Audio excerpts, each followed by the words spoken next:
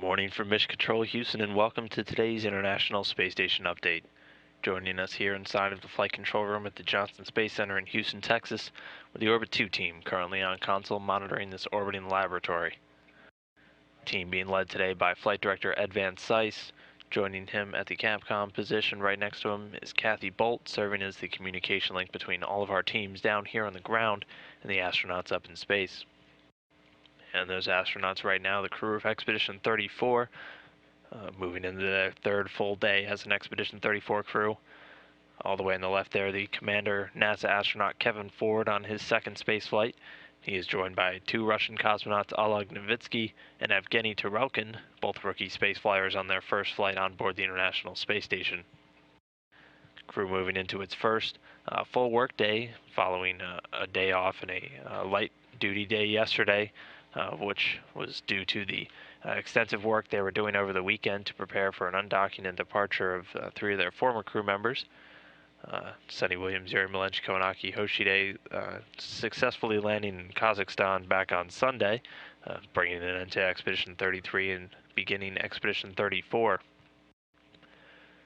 Today, Commander Kevin Ford has been working inside of the Material Science Laboratory. He's been doing some cleaning of the cooling zone. The Material Science Laboratory is used to provide controlled material processing conditions on board the International Space Station, also some advanced diagnostics, and then it allows many material types such as different metals and alloys, also materials such as polymers and semiconductors, even ceramics and crystals, and different types of glass to be studied in order to discover new applications for all these existing materials, and then potentially develop new or improved materials. Aside from that work, he's been doing some sample analysis today inside of the station's environmental health system over in the Total Organic Carbon Analyzer, which is part of the station's water recovery system, which looks to constantly monitor the astronauts' drinking water, ensure that it is healthy and safe for them.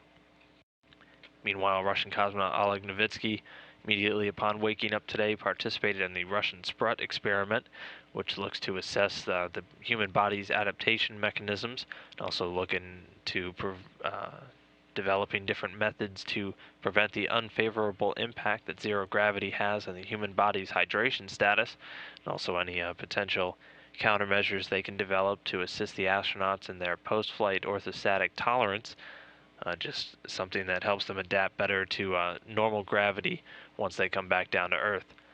Aside from this, he's been fixing an electrocardiogram monitor to himself to begin a 24-hour monitoring session. It was also transferring some cargo out of the 49 Progress vehicle, and then moving some items to eventually be discarded into the also docked 48 Progress.